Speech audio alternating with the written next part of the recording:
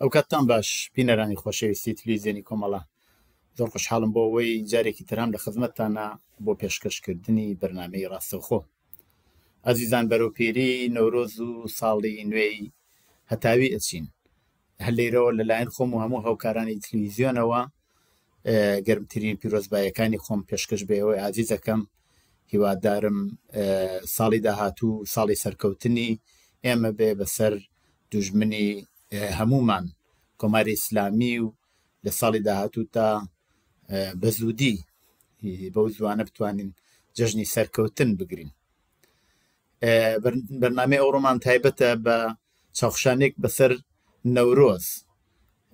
زۆریەک لە وڵاتان هەوڵیان داوە نەورۆزی کوردستان بکەن بەشین و هەرچەند نەیانتوانیە سەرکەوتوو بن، بەڵام ئەمە هەوڵەیان زۆر جار داوە.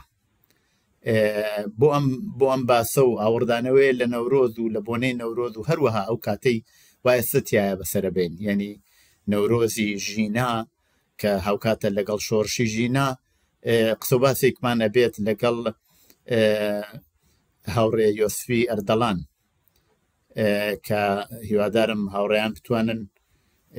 هاوڕێ یۆسف وەسڵکن. کاک یۆسف گیان، ئەو کاتت باش. ئەم کاوتتان باش و سڵاو و ڕێز بۆ هەموو بینەرانی خۆشەویست. کاک یۆسفی ئەردەڵان ڕوخساری ناسراوی خەڵکی کوردستانە. هەموو خەڵکی کوردستان لەگەڵ کاک یۆسفی ئەردەڵان ئاشنان.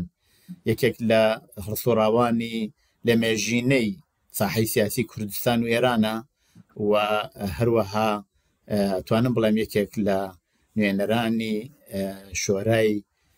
ئەو کاتی شاری سنە کە دوای ڕاپەڕێنی 1950 هەتاوی لەوێ وەکو شۆرای شاری سنە کاری کردووە. کاک یۆسف، ئەگەر شتێکم کەم وتووە یا خراپم وتووە بێ زەحمەت بۆم جێبەجێکە. قسە باشەکەمان لەسەر نەورۆزە و نەورۆزی کوردەواریە دیارە لە مێژەوە تا تێپەڕیشەوێ بەردە جمهوری ئیسلامی لە هەموو کاتێکە. نازانم چۆنەکە نەورۆزەکەمان ئەو تۆ کامان نەوێ نەورۆزمان نییە وەکو کۆبێ کەس ئەیێ کێ بێ نەورۆزی زیندانیم ئازاد کاو بە دەنگی بەر لاوکی سوورم بۆ بڵێ. ئەوە تەبعەن بڵێ ئەوە لە بیرمە ئەم بۆ خۆم وەکو تاکێک لە بیرمە هەر لە ئەوەڵ کاتێکەوە کە دەشم ژیان کردیان 90 ساڵم بوو چۆن بۆ دانشگا. ئەوەڵ ساڵی نەورۆزەکەی لە خزر قەلعا بوو. ئیتر لەبێەوە هەرچێک بەسەر ماهاتوە ئەو 6 ساڵە 61 ساڵ ئەبێ بۆ 61 ئەو زۆر شتمان دیوە. لەنەتیجە ئەگەر گەرمان بێ داندانی بیبیێنین زۆرە، وەێ هەر لە سەرەتای هاتنە سەرکاریم جمهوری ئیسلامی و دیارە منە وەکو بیرەوەری خۆ باسیەکەم دیارە لە پاییز یا لە ئەبانا هەبوو کە لە زیندان مارە خەسوین چەندێ دڵمان هیوای بوو، سەردەم قیام بوو، خەڵک هاتبوو لە خەیابان چ بوو هیوایەکمان بوو نەورۆزێکمان بێ. بەداخۆ ئەو نەورۆزە ئەوڵ نەورۆزێکە کە پێ دەڵێن نەورۆزی خوێناوی شاریچی. بەڵێ جا ئەمویست لەسەرەوە قسە بکەین کاک یۆسف. بەڕاستی فقط لە کوردستانی لای خۆمان نییە، کوردستان ڕۆژهەڵات نییە کە دوژمن یا داگیرکار یا چی پێ بڵێن دوژمنی هەموو خەڵکی ئێرانیش بەڕاستی کۆماری ئیسلامی هەوڵی داوە نەورۆزەکان بکا بەشین. بەڵکو وڵاتانی تری شەوازانین کارەساتی هەڵەبجە هاوکات بوو لەگەڵ نەورۆز. زۆر جاریش لە باکووری کوردستان کە بۆنەکانی نەورۆز و سەری ساڵ زۆر لە بەتایبەت لە بەشەی کوردنشینەکانی زۆر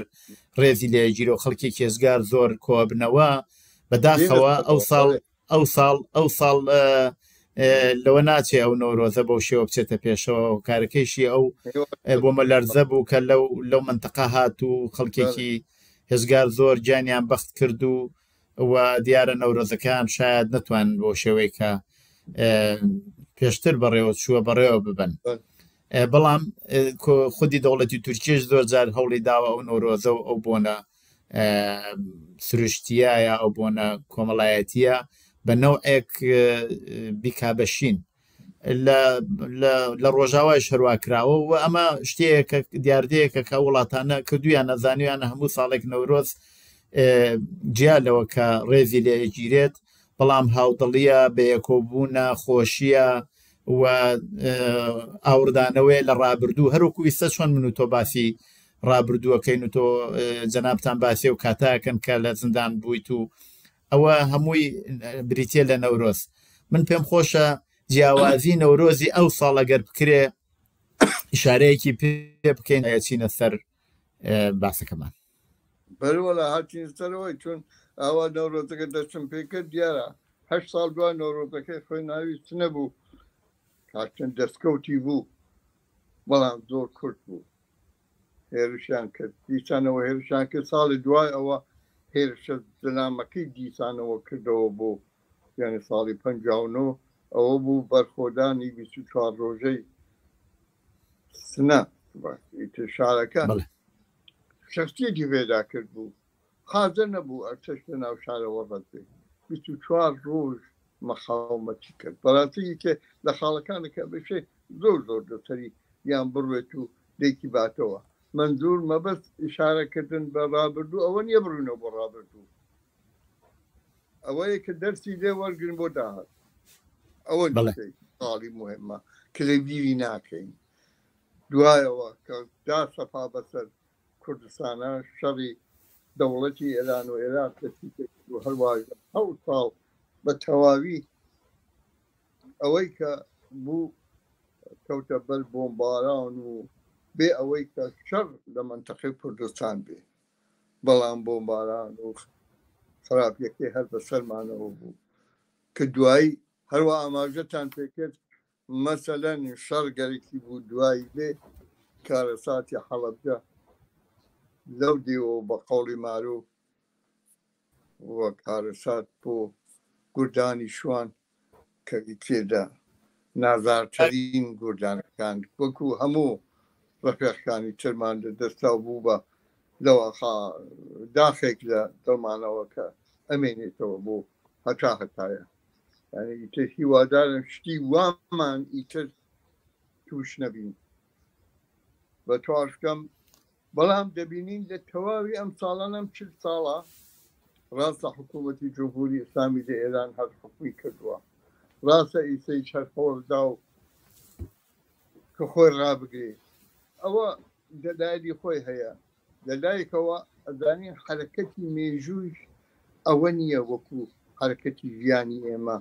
مقایسەی بکەین ئەو زۆر زۆر بە ئەستەمترە ئارامە ئێمە ڕەنگە بە ژیانی خۆمان کەم ببینین هەرچەندە زیانی ئەم 6 ساڵی ئەخیرە زۆر شتمان دیوە کە لە 300 ساڵی ڕابردووە شتی وان نەبووە 6 ساڵە زۆر شتی تێدا بووە حکوومەتای گۆڕاوە قەگەر بووە بە پادەوی پادەوی بووە بە پادەوی گورد تا کراوە بڕێ دەزان ئیسلاحات کراوە زۆر تەغییراتی کراوە کە تەغییرەکە تماشاکەین زۆر ئەستەمە ئارام کاک یۆسف کەچین لە ساڵانی ئەم دوای حکوومەتی یعنی حکوومەتی جمهوری ئیسلامی ئەبینین لە کوردستان هەر شۆڕش هەر بەردەوامە ینی تەواوی ئەوانەسا وەختی ئەبینین ئێدامیەکانمان ئەوان وەک ئێدام بۆ چاکردی بە دەلیل ئەوە کە فعادەتیان کردووە تۆمەتیان دیانداوە کۆزی فڵان حزبن حزبێکە چاک یا خراپ ئیدامەی هەیە ئەو دەرفەتە بۆ حزبەکانی کوردەواری لە لای خۆمان ئەو دەرفەتە خۆڵخا بوو کە توانیان ئەگەر نەتەواو ڕاستە و خۆ لە ناو خەڵکا بن دەستیشیان لە خەڵک نەبڕابوو و ئەوە بوو بەهۆی ئەوە کە درێگەدانێکی سیاسی سازمان یافتە و حزبایەتی لە کوردستان نابێت ئەوەی کە دەبیرمانە وە فەرقی بوو کوردستان لەگەڵ شوێنەکانی تر کوردستان شوێنێک بوو کە ئیسلامی سیاسی یعنی تەفەکوری سیاسی دینی بەسەر یا زاڵ نەبوو و ئەو گەورەترین ئیمکانێ بوو کە بە ئەو خەڵکەی دابوو کە بتوانن ئازادتر بیر بکەنەوە و لەسەر مەسەلەی سیاسی ئەتانە بێن هەموو کەسی سیاسی و ئەوە زۆر یارمەتی دابێن هەتاکەی ساڵی پاس دیمان اتفاقاتشی سێران نازانم یەک وەخت جنبشێ سەوت هات دوایەوە ساڵی 96 بەڵام ساڵی 401 نزیکترە دیمان ئیتر هەموو شتێک لەواقع بە قەوڵی ماروف کەریمەی پارتەکە بە ئینکشاف تەبەقاتی یعنی تەواو قشت و توێژەکان شکلیان کردووە معلمین بەجێ خۆیان بەڕاستی لە مدەتێکی توولانی کە شتی وەخت سابقەی نەبووە معلمەکان بە هاوپشتی تەک مەحەسڵەکانیانە و مەحەسڵەکانیان بە هاوشتی تەک باوک و دایکەکانیانە ئەوە خاڵێکی زۆر گەورە بوو لەم جریانیانی جەمال وەختی ئەبینی 15 ملیۆن لە 80 ملیۆن محەسڵ هەیە 15 ملیۆن یعنی 40 ملیۆن بە باوک و دایکەکانیەوە لانی کەم یعنی ئەوە دەبینین تەواوی حرەکەتی ئێرانەکە جەماوەرەکە کەوتۆتە ڕێ حرەکەتی کردووە یا لەنا ئەوانە دیارە لە بەشە کوردەوارەکەی کە حاکمیەتی دینی و تەفەکوری دینی سیاسی زاڵ نییە ئەوە زۆر بە گەشاوەتر هاتوۆتەمایان پیادەوەیە هیچ تعجب ناکەین ئەگەر ئەو زەڵم و فشار و لە تەواوی شوێنەکانە هەیە لە کوردەواریە ئاوا منعکسە بێتەوە وەختارێکە ژینە گیان بەختەکە ئەبێ بە بڵێسەیەکی ئاوەر بڵێسەیەکی کە ئیتر ئەو زەمینەواکی وجودی هەیە کە ئەوە دیسانەوە پەرەی پێدا چون ئەوەی کە ئەزانین مێژوو ڕاستە ئێمە مرۆڤەکە مێژوو ئەخۆفێنێ بەڵام نە بە مێژوو خۆی نە لە شەرایەت و ئەوزاع و وەزعیەتێکا کە بۆ خۆی ئارەزوو بێت بەڵکو لە شەرایەتێکا دێتە سەری حرەکاتی بێژوو کە لە بنەوە جەریانی هەیە حرەکەتی مێژوو خۆ ناوەستێ بەڵام لە برێژ وەخت هەیە کە وەکو بۆرکانێک سەر هەڵبداتەوە ئەو بۆرکانە ئەجایب نییە کە لە کوردستان و سەری هەڵداوەتەوە بەڵێ لە کوردستان بەناو ژن و ژین و ئازادی سەری هەڵدایەوە هەر ئەو ڕۆژەی دیمان لە فەقەت ئەو ئەتفاقەکە لە سنە ئەنعکاسی پەیدا کرد اعتصاب کرا هات نەخیابان و لەوێدا نەماخۆ هەواوی شارەکانی گرەبەر شارەکانی ئێرانی گرەبەر هیچ ئەو وەزعیەتی دنیاییە کەس بیری ناکردەوە کە دوورشمێک لە سەقز بدرێت هەفتەی دوای ئەوە لە لەندەن و پاریس و واشنگتن جواب بگرێتەوە یعنی ئەلەی ئەو ئەساسی ژن ژیان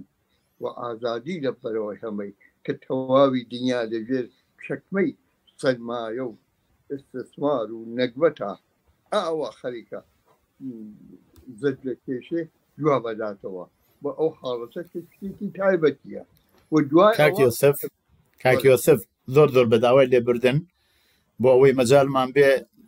زۆر قسە بکەین هەر لەسەر و شۆڕشی ژینە کە هاوکاتە لەگەڵ نەورۆزە پێم خۆشە لەیرەوە ئاگاداری بینەران بکەمەوە ئەو بەرنامەی زیندووە بینەرانی خۆشەویستە توانن لە ڕێگەی واتسابەوە بە ژمارە تەلەفۆنی کە لە سەر شاشەی تەلەڤیزیۆنەکانی بنن 0046 726 46 764 پەیامەکانیان بە وەنێ نەورۆزەوە یا هەر شتێکیان بوو بۆمان بنێرن ئێمەش حتمەن هەوڵەدەن لەم ڕێگەوە پەیامەکان بخوێننەوە هەروە کاک یۆسف ئەردەڵانیش لە خزمەتیان ئەتوانین لەسەر پرسیارێکە گەشتێ بوو قسەی لەسەر بکەین. هەروەها لە ڕێگەی تۆڕی کۆمەڵە مێدیا نەتوەرکەوە لە ڕێگەی فەیسبووکەوە و بەرنامە ڕاستەوخۆ بڵاوە بێتەوە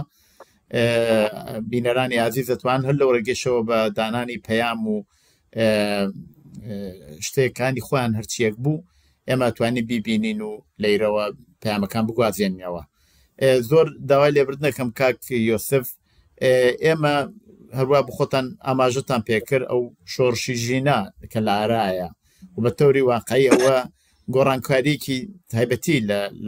لەسەر وەزیەتی سیاسی ئێران داناوە. کۆماری ئیسلامی زۆر پاشەکشەی کردووە، کۆماری ئیسلامی کەوتووەتە مەوزعێکی زۆر زۆر دفاعیەوە و ئێمە بینین کە لە عینی حاڵاکە لە مۆزعی دفاعیایە تەبعەنەوە ئەوە هەر بۆ خۆی بەشێکی زۆر لە ئەو هێزانەی یا ئەو دەوڵەتانەی کاکەونەوە مۆقعیەتەوە بەرەبنە خەڵکگرتن ئیعدامکردن. هەر چەند ڕۆژدەوە پێش بوو کە دیسان لاوێکی کورد لە ورمێ ئیعدام کرا، کاک محیدین ئیبراهیمی وابزانم، و بەداخەوە ئەو کاراناکە. بەڵام ئایا کۆماری ئیسلامی ئەتوانێت سەرکەوتوو بێ بەسەر ئەو شۆڕشەی وایەسە لە ئارایەوە خەریکە جەژنی نەورۆز و ساڵی نەورۆز و ساڵی تازەی هەتاوی لەگەڵ شۆڕشی ژینە ئەچێتە پێشەوە؟ پێتان وایە چۆن ئەچێتە پێشەوە ئەو شۆڕشەی کە ئێستا لە ئارایەوە نەورۆز چی لێ دەهڕوا بینیمان لە چوارشەممە سووریا لە زۆربەی شارەکانی کوردستان و ئێران ئەو بۆنەوە ڕێزی لێگیراوەکو لە چوارشەممەی ئاخری ساڵ. نەورۆز بە نەزەری ئێوە چۆن ئەچێتە پێشەوە کاک یۆسف؟ وەڵا چۆن چوونە پێشەوەکە داهاتوو کەس لێ نازانێ، بەڵام هەر ئەوەی واکە بە واقع ئەیبینین هەر ئەو چوارشەممە بەخۆڵ سنێژی چوارشەممە کوڵە یانە چوارشەممەی آخر ساڵ چوارشەممە کوڵ هەمیشە ئاوریان کردوەتر و ئەو مەسەلە 45 ساڵە ئەو حکوومەتە بە درێژایی 100 ساڵە ئیسلامی شیعەکان مخالفی ئەو بەرنامەیان و موافق نەبوون کە پاشەوە بەجێخۆ یان دەباری فەرهەنگیە و ئێستا توانن هاین لە دەورانێکە ئەتوانم بە جورئەت بێژم کە تەواوی ئێران بووەتە دەورانی ئەوەڵی ساڵی قیام لە کوردستان. یعنی چی؟ یعنی ئەو بیرۆکەی نگریتی ئیسلامی سیاسیە خەریکە ئەسرێتەوە بەسەریانە. ئێمە ئەومان تێپەڕ کردووە ئەوەی لە لەحاظی بیرکردنەوە بۆ منتەقەی کوردەوازی تێپەڕ بووە، بەڵام ئێستا لە تەواوی ئێران شەوە و ئەوە خۆی پلەیەکە کە هاوخەباتیەکی نواندووە و ئەو هاوخەباتی کەم نییە لە ئێرانە سابقەی نەبووە. چون مەسەلەیەک بڕێک بە عنوان نەزانم وەحدەتی نەتەوەی ئێران ناویەوە، وەحدەتی خەباتی هەموو ئەوەی نیشانداوە. یعنی ئەم دەرفەتە کە هاتە پێشەوە شۆڕشی ژیان ئازادیە پەردەیەکی کە کێشاویان بەسەر، یعنی پەردەی دەواخا بینش و بڕواگایکی ڕەزاشایی نژاد پەرستانەی ئاریایی چەکمیلەتی لە ئێرانە ئەوەی لابرد، ئەو پەردەیە لابرد و ئێرانێک واقعی ئەبینین ئێستا ئێرانێکە کە مەجموعەیەکە عەرەب و بلوچ و کورد و تورک و تورکمەن و ئەوانەیە کە گشتی پێکەوە پاش و گشتی پێکەوە ساڵیان ساڵە لیاون، ئەوانن جۆرا و جۆرن، بەڵام پێکەوە خەبات و ژیانیان بۆ ژیانێکی داهاتووەکەن و ئەو خەباتە ئەم تەنەوعە واکە ئەبینین تەنەوەیەکی 1 ساڵە و 2 ساڵە و بەهۆی حکوومەتی مەرکەزەوە خۆ نەبووە. 10 ساڵ بووە حکوومەتی مەرکزی قۆڕی بێخودی هەر نەبووە حکوومەتی مەرکز و دەواقع مەجموعەیەک حتا لە زمانی بەر لە مۆدرنیتە مەجموعەیەکی کۆنفدرال بووە، مەجموعەیەکی کۆنفدرال بووە پێکەوە. دوایەوە دەورانی مۆدرن هاتووە بەڵام نیمە ناتەوە مەشروتە هاتووە نیمە ناتوەوە نەشروتە بەشێک ئەشرافیەتی قەجەری دادواوە بەڵام نەیتوانی بە تۆر کوردی سەڵتەنەت و ئەشرافیەت بنێتە لاوە تەواوی دەوڵەتەکان گشتی شازدە قەجەر بوو حتاکەی ئەو ئاخریشە ئەمیر عەباس هۆیدا یەکێ لە باشنەوەی هەر شازدە قەجەر بوو یعنی ئەنواعی کابینەکان تماشاکەین لە تەواویە لە شانیا ئەشرافیەتی ڕۆحانیەت کە لە زمانی سەفەوی و دامەزرا بوو دەستی نەخوات هیچی لێ نەهات قەویترە بوو تەقویەت بوو حتا لە زمانی حەمە ڕەزاشە مەسەن ئەم حەوزەی عیلمیە واقعیتر بۆ سە قوتوێ ئەوە لە زمانی حەمە ڕەزاشە دامەزرا بۆچی دامەزرا بۆ ئەوەی کە لە مەخابڕی قوتبی شیعەوەکە نەجەف بوو شتێتر دروست بێت ئەلعانە ئەو اختلافاتیشە لەبێن قوتبەکانە بەڵام دەستی نەخوادووە هەر هەیە هێشتا قوتبی نەجەفمان هەیە کە خۆی جێنشین و بێفا لە ئەوەی کە لە کورسی ئەدی ئیمام ئەوەلیانەوە دانیشتووە ئیمام ڕەزامان هەیە و قوتبی حەوزەی عیلمیە حەوزەی عیلمیە خۆی بە قوتبی تەواوی شیعەکانی دنیا زانێ لەگەڵ نەجەفە ئەو اختلافیانە هەیە بەڵام دەرناکەوێت بەڵام هەیەن یعنی منزوم ئەوەیە ئەو اختلافاتە ماوەتەوە لەبێی نەچووە ئەوانە هین پێش مدەرنیتەیە وەزیفەی تەواوی ئازادی خوازەکان دموکراسی خوازەکان بەرابەری تەڵەبەکان سۆسیالیست و کۆمۆنیستەکان سڕینەوەی ئەو نەکبەت و فەرهەنگ و ڕەوابطی پێش مدەرنیتەیە ئەوە خەریکە لەبینێکی و هەروە ئەلعانە ئەبینین هەروە ئیشارەتان کرد بەڵێ ئەم شۆڕشی ژینە ئەو وەزیفەی بەگەدەرتا بێت کە ئەو نەکبەت و ئەو سنەت و دابوو نەریتە نەکبەتی پێش مدەرنیتە بسڕێتەوە ڕێخۆشکەر بێ بۆ دامەزراندنی دنیایەکی ئازاد بەرامبەر ژن و پیا بەرامبەر ئیتر دەوران ئەوە گوزەشتووە ئەگەر بینی تەواو ئینقلاباتی دنیا هەمووی پیاوانە بووە هەتاکی ساڵانی ئەخیر حتا ساڵانی شتایەتی هەمووی پیاوانە بووە ئیتر لەوە گوزەشتووە ئیتر ئێستا ژن و پیاوان فعالیەکە ئەگەر یەک وەختانیشن لەناو کتێوەکانە هەموو بەتای قسەی بەشەرەکەین هەر پیاو تێتە نزەرمان حاڵیا ئیزێتر ناکرێت تۆ باسی بەشەر بکەی ئیلزامەن ژن و پیا بەرابەر نەزانی باسی نەتەوە بکەی ژن و پیاک بەرابەر نەزانی هەر مانای نییە ناشانی باسی نەتەوە بکەی ئەو چییە بەشەرە ئەو بەشەرە ئەگەر نانی نەوێ خوا حەداخەری ژیانی نەبێ هەر ناتوانێت بێ منزوم ئەوەیە زۆر شت تەکاملی پێدا کردووە ئەتوانی لەناو کتێبی 100 ساڵی پێش جۆرە تعریفاتێک ببینیەوە گشتی جامەشناسی گەورە و فیلسوفی گەورە هەموو نووسیانە بەڵام شتێکی ئەوە سادە و ممکن لە زۆری تەلاش کرد بێ تەنین سەحفا تەنین کتێب بۆ بەرابەری ژن و پیا بنووسێ بەڵام ئەلعانە بەواقع ئەبینین لە مەیدانە تۆ ناتانی ئیتر دوای ئەم بێساوەردێتی ژنیان ئازادیە ناکرێت باسی بەرابەری ژن و یا ناکرێت کەوتانەوەی ژن لەژێر چەکمەی پیا و سالاریە کە هەزاران ساڵ ئیدامەی بووە لەژێر ئەوە نەتوانین دەرچین ئەوانە وەزایبی سەنگینێکە بەڵام لەوەتە بەرپا بۆ وەزیفەیەکێک لە بەرپا سەڵ بۆتەوە بەڵ هەروە بە خۆتان ئاماژەتان پێ کرد ئەو شۆڕشی ئێستا شۆڕشی ژینە کە لە ئارادایە زیاتر ئێوێ گۆڕانکاریەکی تایبەتی بێت زۆربەی و گۆڕانکاریانە کە ئێوەش بۆ خۆتان بڕێکتان ئاماژە پێکرد لە ناو کۆمەلگا لەسەرەوە داسەپاوە چ ئەوەی وا بە ناوی ئینقلابی سپینەوە بریە چ ئەو نوع مدۆرنیتەوە لە ئێرانە هات دوای مەشروتە هەمووانە تاندازێت توان بڵێن دەستکرد بووە لەسەرەوە هاتووە ئەمە تەنیا شۆڕشێکە کە خەڵک دەوری تایە و یانەوێ گۆڕانکاریەکی بنەڕەتی لەناو کۆمەلگا پێک بێنن ئەو گۆڕانکاریە بۆ خۆشتان ئاماژەتان پێ کرد تایبەتمەندی هەیە تایبەتمەندیەکەی بریتە لە هاتنە مەیدانی ژنان وەکو هێزی سەرەکی ئەو شۆڕشە وەرگەنجان ئەمە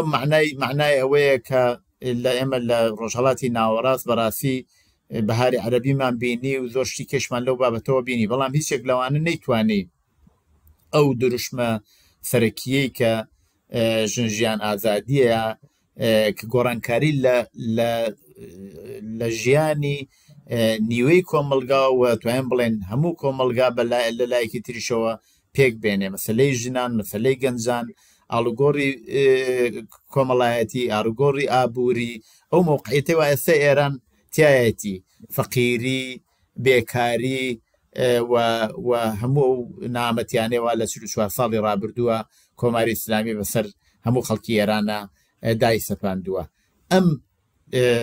شۆڕشە ئەم تایبەتمەندیانەی هەیە بەڵام ئێمە ئەبینین زۆر خەڵکی تریش خەریکن بە نوعێ دەستی تێوەرەدەن یانەوێ لەلایەکەوە تا ئەندازێ تۆزێ بەشی خۆیان وەربگرن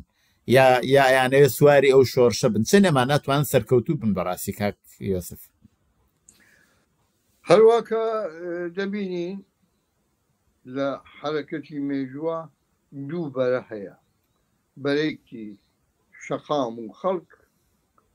بەرەیەکی دیوەخان و تەرکێتەکان هەر لە پێشەوە ئەوە واکەی پێمانیان فێر کردووە کتۆ یانە سیاست حرەکەتی مێژوو یانە حرەکەتی دیوەخان یانە ڕئیسەکان پاوشاکان ئەڵی تەواوی مەدرسەکان نەبینی تاریخت فێرەکان مێژوو فێرەکان گەژی مێژووی پاوشاکانە یعنی خەڵک تێدا نیە بە دەگمەن تێداوی بەڵام بردەوردە ئەبینی لە تاریخ نووسینی ئەخیرە خەڵکی شتێتە لەمە ئیسا لێرە بەڕەحەت ئەبینین دوو بەش ئەبینی یەکی خەڵکەکە لەواقع و تایسەی شەروا بووە هەموو شۆڕشەکان گشتی خەڵک کردویانە و بەداخەوە هەموو خەڵکان نوخبەکان بوون دیوەخانەکان بوون کە حکوومەتیان ئەوەیە هەر کەسێ بە ئیسلاح ڕێوچوونی خۆیەوە بەڵام بوردە بوو لە خەلیکە ئەو قۆناغە مێژوویشە ڕوونتر دەبێتەوە ئیتر ئەوەی کە بەشی ئەم منتەقەی بڵێن خاوەرمیانەیە خەلیکە بەم تەرتیبەوە کە ئەی بینین زۆر جوان خۆی دەرخستووە یەکی حرەکەتی شەقامە یەکی حرەکەتێکە ئەوانی شەوانەکە نوخبەکانیش هەوڵەدەن بەشکە لەو وەزیەتە شتێک بکرێن بەڵام خاڵێک هەرە مهمە ئەوەیە کە ئەوەی ئەتانێ بچەسبێ کە لەناو ژیان و قەباتی خەڵکا گرێگرابی بۆ یعنی حتا ئەو جەماعەتی کەواکەی دەدەرەوە هەوڵەدەن و نازانم ئاوابی سەلبێنن کە گوایە ئەوە هێزی دەرەکیە ئەتوانێ ئاڵ و گۆڕ لەناو مەملەکەتەکە بە وجود بێرێ یا سەحانگیری بکە هێزی دەرەکی بێگومان لە دنیای کە هەموو شتێکێکەوە بەسەوە بەتایبەت لە بەعزەی شوێن هەست وەکو هەر ئەم وڵاتی ئێران کە لە نظریا بگرین سەدان ساڵە موجودیەتی ئەو مەرزگە لە موجودیەتی ئەو ئێرانە لە تەعادڵی سیاسی دنیایە پێک هاتەوە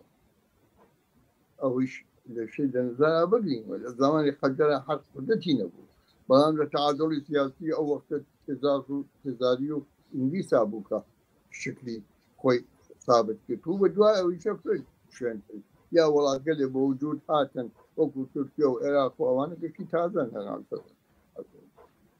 سەد ساڵیش نییە بە وجود هاتن و دوای شەڕی ئەوەڵ و جەهانی بوو منزورم ئەوەیە کە ئەم ئەوەی دەنزەر بگرە گەر ئینقلابی ئۆکتۆبر نەبووە هەر ئەم کشوەری ئێرانەوە کە ئیسا هەتوو ئەی چەندین هەزار ساڵ بۆ شتی وانە ئەل ئینقلاب ئۆکتۆبر گە ئیتفاق نەکەوتای أو منطقة خجليشة تقديم أبوه بين تزارو أو روسيا وإنجليز هالبودر سايكيكو مستملكات عثماني تقديم كد أو يشارك تقديم أبوه يعني جغرافيا بك أمن أبوه منظوم أبويك حركتي دركي ديالا بعد أصلا تأثيري أساسي هيا بلام لشي لفرمي جغرافيا وحكومة كان أو تأثيري خوي هيا بلام أوي وقتي جياني بشر تزمينك أو هذا نوخو من أويك إشارة مكربة شري بسشوار روزي سنة خالي بچوك نية أصلا بچوك نية أو ما نبي نشان دا تو وقت عليك خود پرورده بکەیت سازمان بدەیت شخصیت ئەوە پەیدا بکەیت کەس بەسەر تازاڵ نەبێ حتا ئەتانی لە مەقابڵی دەوڵەتی ئەو وەختەی ئێرانەوە شارێکە هیچی نەبوو هیچ حزبێ لە پشت ئەو بەرخۆدانە نەبوو یعنی بەرنامە هیچ حزبێک نەبوو حتا بعضی حزبون مخالف بوون لە بیرما ئەڵبەتە خۆم لە ئەو وەختە لە شارستان دەبووم بەداخەوە لە نەخۆشخانە بووم بۆ ئامادیپا دەتایان ئەومانە لە کورسانە لە شاری سنە حزبێک بوون کە مخالفی ئەو بەرخۆدانە بوون بەڵام مەجبور بوون بمێنەوە مەجبور بوون شەهید بن بۆچی حرەکەتێکی نییە ئەو حاڵەتە دەبێت پێک بێت بەژیم لە تاریخ دەبێت شت پێ بین سازمان خۆمان سازمان بکەین خۆمان تەربیەت بکەین زڵم قبول نەکەین جا بەڵێ وەڵا دەرەکی نیروی دەرەکی پیشارمان بۆ دێنێ بەڵام وەختێ ئەوەی لە نەزەرمانە بێت وەختێ تۆ شتێک بیت بۆ خۆت ئەم جارەوە نیروی دەرەکیش هێزی دەرەکیش مەجبورە حورمەتێک بۆ دابنێ بە قەوڵ معروف تۆ ئەوە ئەتانی بکڕی لە بازاڕی دنیا کە پارە لەگی پانتایە تۆ دەبێت بۆ خۆت کاکی یۆسف بە داوای لێبردن کاکی یۆسف چونکی بەرنامەکە زیندووە خەڵک پەیامە نێرن پەیامێک هاتووە پیرۆزبایی نەورۆزیان وتووە لە بە جەنابتان و بە من و هاوڕێیانی تەلەڤیزیۆنی کۆمەڵە ئەوە لەوتویان هیواداری نەورۆز جەژنی سەرکەوتن بێت و ژن ئازادی لە هاوڕێیانمان لە هێلسینگیەوە بانگەوازی کیان نردووە کە پێم خۆشە لێرە بە کورتی بیخوێنمەوە نووسراوە بە بانگەوازی نوێنەرایەتی کۆمەڵە سازمانی کوردستانی حیزبی کۆمونیستی ئێران بە فدراسیۆنی کۆمەڵە کوردیەکان و بە بەشداری خەڵکی زۆر لە ژنان و پیاوان بە جلی ڕەنگاوڕەنگ لە گەشێکی شۆڕژێرانە بەڕێوە چوو مەبەستیان لە ئەو مەراسمەیە بەڕێوە چوو سەرەتا بە سرودی نەورۆز بە دەنگی هونەرمەند ڕەشید فەیزنژاد کە بە شێوەی کاسێت بڵاو بووەوە هەروەها هەڵکردنی ئاگر لەلایەن حەو کچەی مەشغەڵ بەدەست ئەسکەش کرایەوە بە دووی ئەوەدا 1 دقە بێدەنگی بۆ جانبەختکردوانی سەرجەم بزوتنەوەی شۆڕژێرانی خەڵکی کوردستان و هەروەها بۆ جانبەختکردوانی شۆڕشی ژیناواتە شۆڕشی ژنجیان ئازادی لە ئێران و کوردستان بە بەشداربووان بە بێدەنگی ڕاوەستان بە سرودێک بێدەنگیەکە شکا و دوایی لەلایەن مجری بەرنامە و پێشکیە بۆ پێتەوازبای وتار بە دوای ئەوەدا سرود لەگەڵ لەلایەن هونەرمەندێکی ژن و بە دوای ئەوەدا پەیامی نوێنەرایەتی کۆمەڵە ڕێکخراوی کوردستانی حیزبی کۆمونیستی ئێران لەلایەن هاوڕێ خەبات بێسارانەوە پێشکەش کرا و سەرنجی بەشداربووانی ڕاکێشا هەروەها پەیامی فدراسیۆنی کۆمەڵە کوردیەکانی فینلاند لەلایەن وڵات نەهری بە پرسی کۆمەڵەی کوردیەکان پێشکەش کرا لەم مەراسمەدا پەیامی چەند نوێنەری حیزبی فینلاند بە تایبەت حیزبی چەپ پێشکەشی بەرنامەکە بە سرودی گۆرانی و هەڵپەرکێ و لە ساعەتی 9 شەو کۆتایی پێهات ئەوە پەیامێک بوو تەمان تۆزێک دوور و درێژ بوو بە داوای لێبردن بەڵام بینەران هەر لەو ڕێگەوە ئەتوانن پەیام بنێرنەوە پەیامی پێشوو و عەرزمکردن پیرۆزبایی نەورۆزیان و تۆ لە شاری سنەوە بوو کاک یۆسف بە ئێوە و بە بینەرانی تەلەڤیزیۆن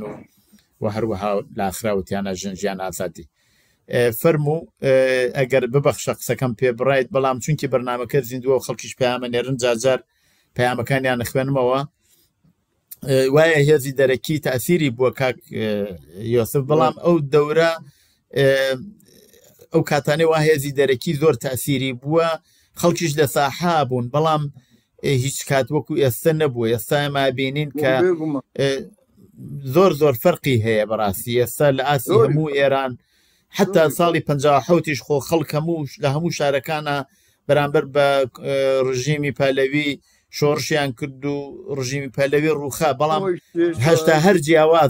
هێشتا هەر جیاوازە بۆ ئێستا ئێمە بینین چیمانەوێ ینی بە شێوەهای تایبەت مەسەلەن ئەوە 20 لایەن لە ئێرانەوە داخوازیە سەرەتایەکانیان باس کردووە و لە چەند خاڵا پێشکەشیان کردووە معلیمان پشتیوانیان لێ کردووە بەشێک لە ژنان ئەوانیش داخوازیەکانی خوانیان بڵاو کردوێتەوە لە دەرەوەی وڵاتەوە چەند داخوازی بنەڕەتی یا حەداقل پێشکەش کراوە و ئەمە خۆی پیشانەدا کە کۆمەلگا ئەیەوێت بزانێت لە داهاتوی خۆیان چی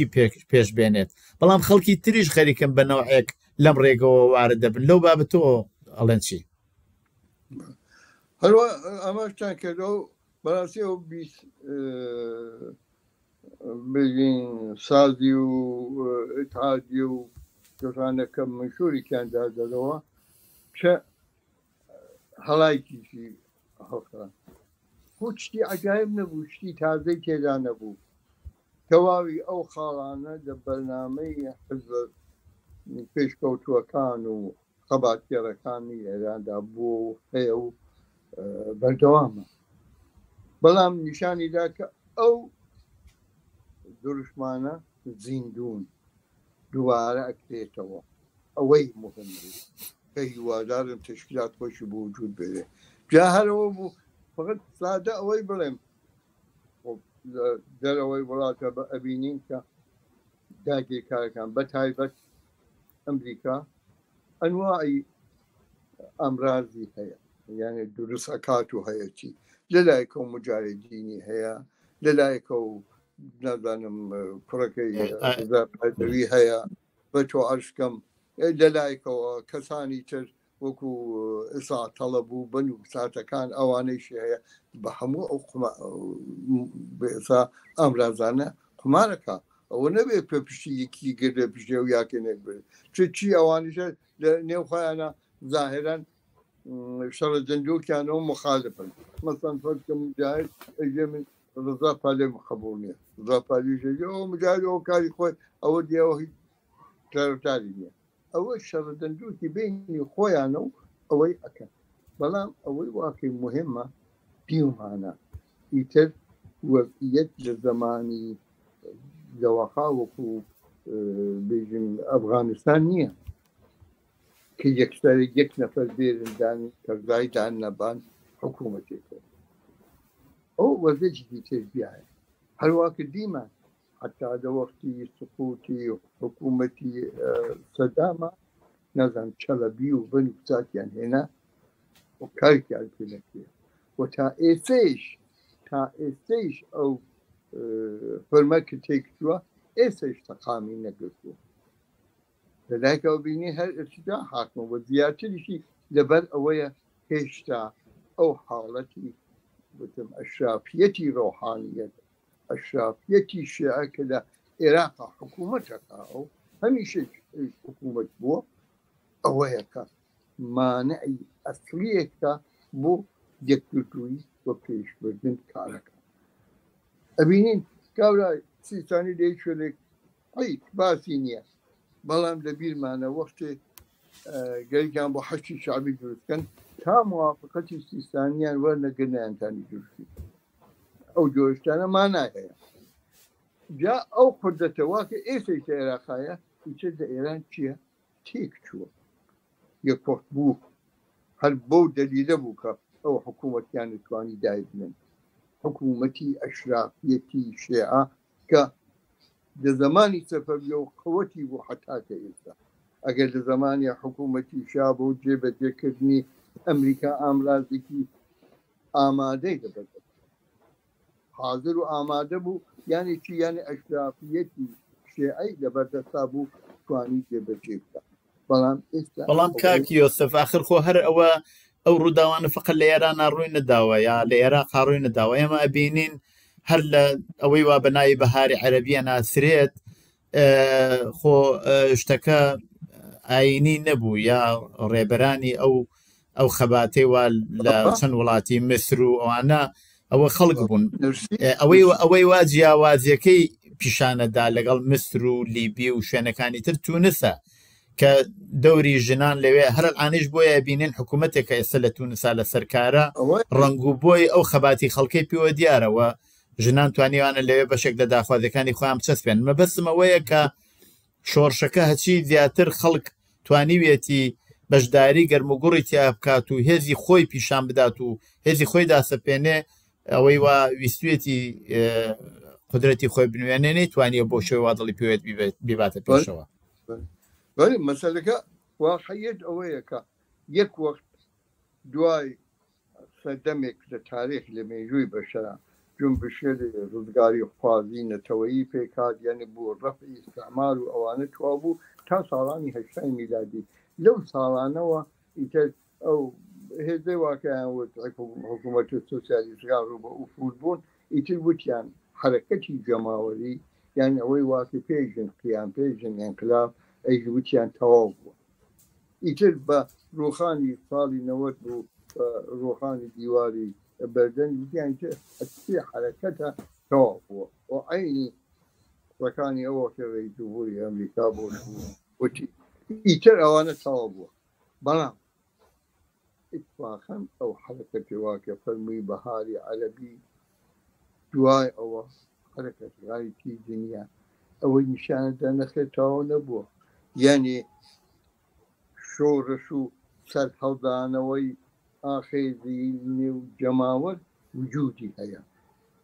کە ئەو وجود بوونە ئەجوم کردی حرەکەتی تاریخ زۆر ئەستەمە بە چاو ئەوە دیارە ئێمە بێت تەحەموڵین بەڵام خاڵهایەک نیشانەدا هەر ئەو حرەکەتی دینیە لە ساڵانی 1960ەوە کە حکوومەتی کەندی بوو کە بۆ بە قەولی خۆی کەمەربەندی سەبز یعنی جنبشی ئیسلامی تقویەت کرد و دای مەرزان و دوارە کردیان کە سەمەریان لێکردیان بەڵام ئێستا ئەو سیاسەتە دوای نیم قەرن ئیتر شکستی هێناوە و ئیتر نایەتەوە ئیتر ئەلعانە دیسانەوە دەوران تازێکە ئێمە هەروە ئیشارەتان کرد لە تونسا بەڵێ وەڵا چۆن حرەکەتەکە جەماوەری تر بوو مەسەلەی دینیەکە کەمتر زاڵ بوو بەسەریا سەمەرەکەی بە زیاترە وەلەکانت لە مسراوینی ئەوە نەبوو یەک مەسەلە هەیە کاک یۆسف ئیسلامی هەر ئەو حرەکەتە ئیسلامیەیە کە نەکبەتی ئیجاد کردیە لە لیبیا هەروە جۆرە لە لوبنانە هەروایە کاک یۆسف کاتی زۆرم نەماوە چارێکی کاتم ماوە پێم خۆشە بە هەم مۆزوعەکەشمان لەسەر نەورۆزە هەمەوەش کە مەسلەیەک پێم خۆشی لێرای شارێکی پێ بکەمەوی شەوەیە کە ئێوە ئاماژتان بەوە کرد کە هەموو حیزبەکان بخۆیان بەرنامە و پرۆگرامیان هەیە آخر خۆ هەر لە کۆمۆنی پاریسەوە و هەر لە مانیفستی کاتێک کە مارکس و ئێنگلس نووسیان و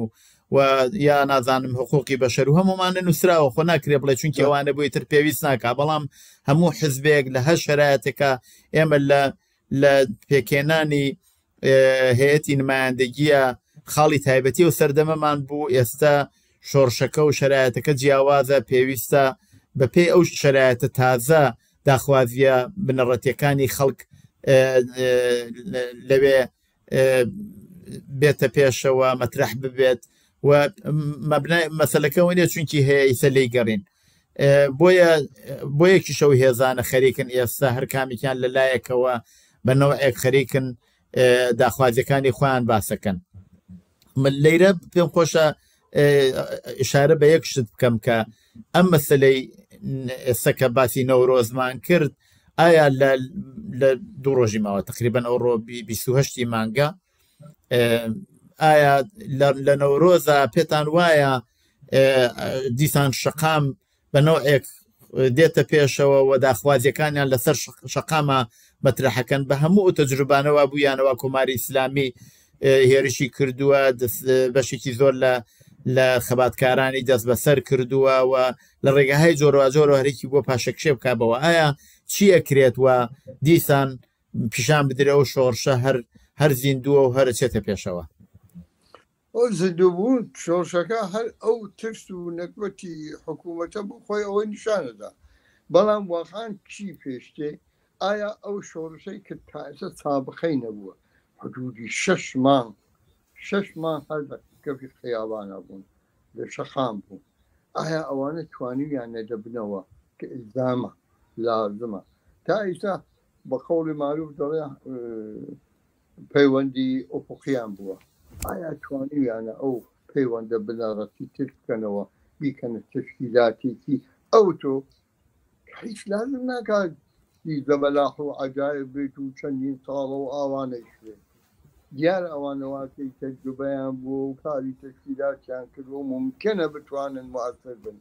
بەڵام ئەوەی واکێ ئەتوانێ ئەوە پێکتێنێ بەدەم وەزیفەکان دەبێت دەمکایە وەزیفەکە ئەو بڵێن شت ئەوەیە کە تۆ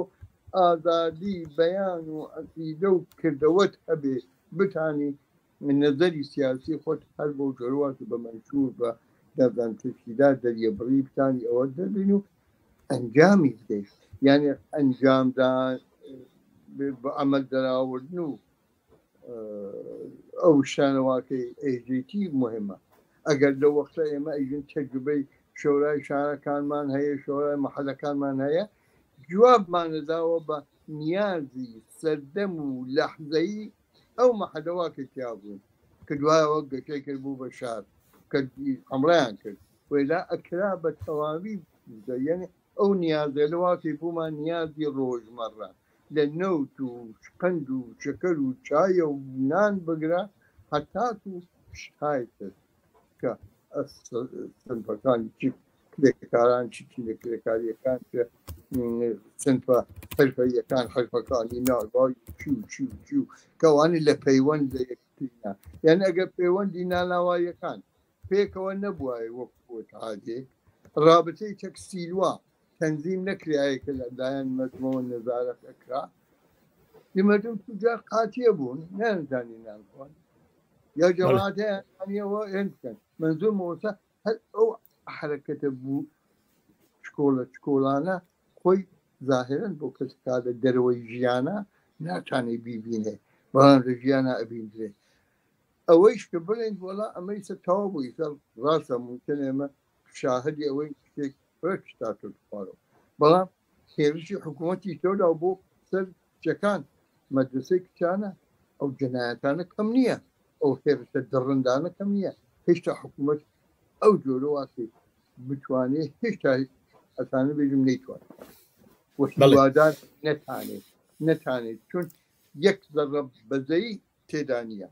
یەک زەڕە ئینسانیەتی تێدا نیە ئەشێ سازمان بدەین خۆمان لە هەر شوێنێک فقط خۆمان لەو شوێنی ئەژین ئەتانین ڕێک و پێکی داهاتووی شۆڕشەکە داڕێژی کەس لە دەریشە و ناتوانێت کاک یۆسف کاتی زۆرم نەماوە پێم خۆشە لە ئاخرا بە بۆنەی نەورۆزەوە گەرێوە پەیامێک یا شتێ وتێکتان هەیە لە خزمەتتان بیبیسین یەک دوو کلیپشیان بۆ نردوین ئەگەر ئیمکانی ببێ بتوانین بڵاوی بکەینەوە بەڵام پەیامی نەورۆزیتان ئەگەر هەیە بۆ خەڵکی کوردستان لە خزمەتتان دیارە پەیامی نەورۆزیەرە باشترین ئاواتێکە کە بۆ تەواوی خەڵک داهاتوویکی پڕ بە خەبات و سەرکەوتنتان بێ و هەر لەوەڕۆ باسم کرد هیوادارم ڕۆژێ بتوانین نەورۆزی خۆمان بخۆڕخێنێ نەورۆزی زۆر بەسەرمانە هاتووە هیچ کامی ئەوە نەبووە کە خۆمان بیستومانە دیارە بەمەیلی خۆمان نەتەن بەڵام هیوادارم ڕۆژێک بتوانین نەورۆزی خۆمان بخۆڕخێنین و لەو نەورۆزەدا پێکەوە بە یادی هەموو ئازیزانێک لە ناومانانی لاوتی سوور خوێنینەوە ئەوە ڕێگەیەکە کە دەبێت بڕۆین چارەیشمان نییە نە لە دەرەوە نەشا نە شێخ نە ئاسمان نە ئەمریکا نە سیاسەتی دەرەوە ئەوان نین مطلقاً ئەوان نین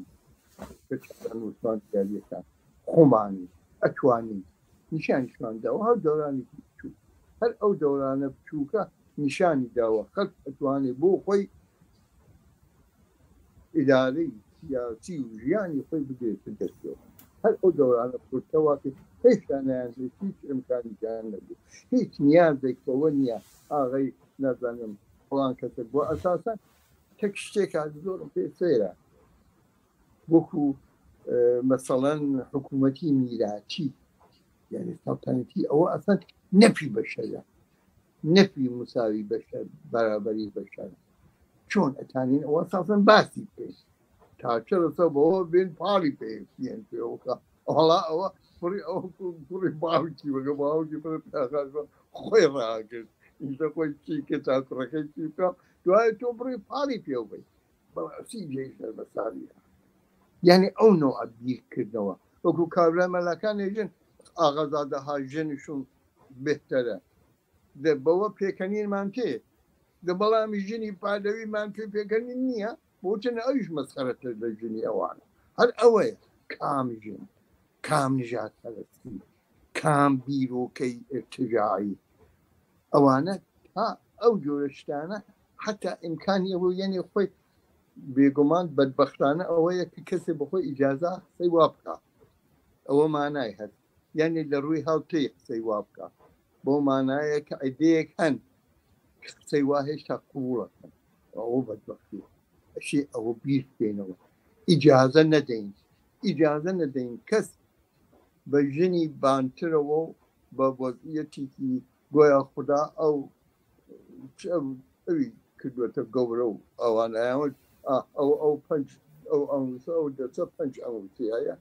بۆ حەکی گوشتی بەیەکە بەرابەر نییە ئەوە ارتجاعی تەنی شتێک بۆ من لە مناڵی و بیستومە شتی وایە ئەو پنج ئەوسە خۆ وەکو بەرابەر نی مەسەڵەن دانیکی نازانم دانیکی پادەوی و دانیکی فڵان ئاغای و فڵان قسەیکی ناحەسا و بەڵێ کاکی یۆسەف ئەڵبەتە سەرکەوتوو بن و هیوادارم ساڵێکی داهاتوو دەستکەوتایەکمان هەبێ چاو لە ڕابردوو بخشێنین داهاتوو داڕێژین داهاتوو دیارە ئەوەی کە گوزەشتۆ تکرار نابێتەوە بەڵام تەجروبەی باشمان هەیە لە بەدەسەوگرتنی چارەنووسی خۆمان ئیجازە بە کەس نەدەین بەسەر تاکە تاکمانە تا بەسەر جەممانە حکم بکە چه حزب بێ چه تاکە کەس بێ چه نازانم ئەشرافی فڵان منتەقە بێ ئەوە گوزەشت. زۆر سپاس کاکی یۆسەف بۆ بەشداریتان لەو بەرنامە هیوادارم ساڵی تازەیش ئێوە بە سەرکەوتن و بە دڵخۆشی و بە سلامەتی ببەنە پێشەوە و جەژنی سەرکەوتنمان بگرین لە ساڵی تازە. زۆر سپاس بۆ بەشداریتان لەو بەرنامە. سپاس بۆ ئێوە بۆ دەرفەتان ئاپۆڵخان دیسان و سواسان دەکەم. زۆر سپاس زۆر من کاتێکی خۆش نەورۆز پیرۆز. ئازیزان لەو ماوە چەندانە کلیپمان بۆ هاتووە بەڕاستی نازانم چەنە ئیمکانی ببێت کە ئەو کلیپانە بڵاو بکەینەوە گەر هاوڕێ هاوکار مەتوانێتی کێک لەو کلیپانە بڵاو بکاتەوە چونکی بە بتوانین ئەو وەزیفەی ئەو شتەیەوە هەوڵماندا بوو بیهینە جێگە نازانم کلیپەکان لەکوێوە بزانم هەر ئەو مەراسمەیەوە لە هێلسینگی گیراوە یەک دوودانە کلیپی ئەوەیە کە نردویانە گەرەکرێ تیکێک لەو کلیپە بڵاو بکاتەوە هاوڕێ هاوکارم. ئەژدەی نەورۆزی 2023 جەژنێ پیرۆزی نەورۆز لە هەموو لایەک پیرۆز بێت.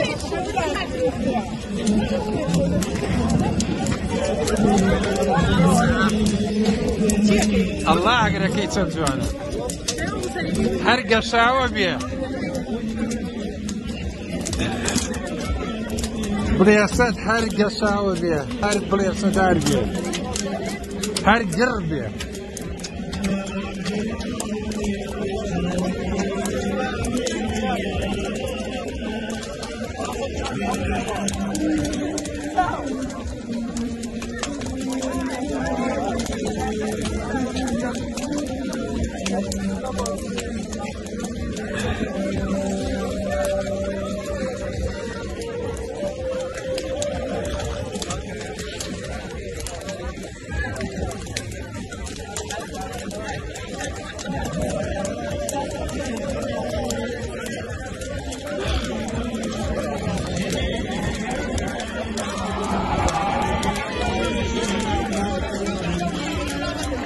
قربان بخير بيت جزني نوروز شد پیروز بيت يا خواه بخير سچاو بقرباني براي برزي خوش بيساو بەڵێ ئازیزان ئەوەی وا بینیتان بەڕێوەچوونی مەراسمی نەورۆز بوو لە شاری هەلسینکی لە وڵاتی فینلەند و دیارە لەوێ تۆزێک زووتر بەڕێوە چووە دیارە لە دەرەوەی وڵات ئەوەندەی من ئاگدار بم لە بەشێک لە وڵاتەکان قەول وایە مەراسمی نەورۆزی لە ستۆکۆڵم لە ئاڵمان لە فەڕەنسا لە بەشێک لە وڵاتەکان بچێتە پێشەوە و هەر لە ئێستەوە تەبلیغاتەکەی لە زۆر شوێنە دراوە لەو بابەتەوە باسی لێکراوە تەبعاً ئەوە یەک دوو نوکتەی تایە پێویستە ئێمە ئاماژەی پێ بکەین یەکێکی ئەوەیە کە ئایا ئێمە چەندێک لەو بۆنانە خۆشی و شایی ببینە پێشەوە لە کاتێکە هەر لە ماوەی ئەو شەشمانگا ئێمە بینین کە بەشێک لە گەنجانمان لەلایەن کۆماری ئیسلامیەوە کوژرا و بەشێک لە بنەماڵەکان ئازیەتبار بوون ئەوە هیچ وەخت نەیتوانیوە خەڵکی کوردستان ئازیەتبار بکات بەڕاستی چ شەڕی 24 ڕۆژە نەیتوانی ئەو کارە بکە چ هەڵەبجە نەیتوانی ئەو کارە بکەوە هیچێک لەو هەوڵانە نەیانتوانی خەڵک ئازیەتبار بکەن هەر تازەی لە ئاخرین مەراسمی خاکسپاری کە ئیبینین خەڵکی ئەو خەڵکی وا لەو مەراسمی ئەسپەردەکردنی ئەو ژیان بەخت کردووە بەشداریەکەن بە چەپڵە و بە سرود و لەوێ ئەسقەزا بە دوژمنی نیشانە دەن کە ئەو ناتوانێت بەو شێوەیە و خەڵکە ئازیەتبار بکە بۆ خەڵکە بباتە دواوە خۆی سەرکەوتوو بێ هەر ئەوە نیشانەدا کە ئێمە سوورین لەسەر داخوازیەکانمان و لەسەر خەباتەکەمان و خەباتەکەمانە بینە پێشەوە دیسانەوە لەیرەوە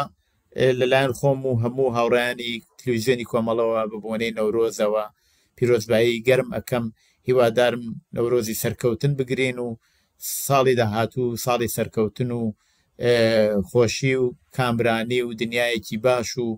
بە دوور لە هەر چەشنە هەڵاواردنێک و هەر چەشنە نامەتیەک ببێت بۆ هەموو لایەک نەورۆز لە هەموو لایەکتان پیرۆز بێت زۆر سپاس بۆ ئەوەی بینەری و بەرنامەیە بوون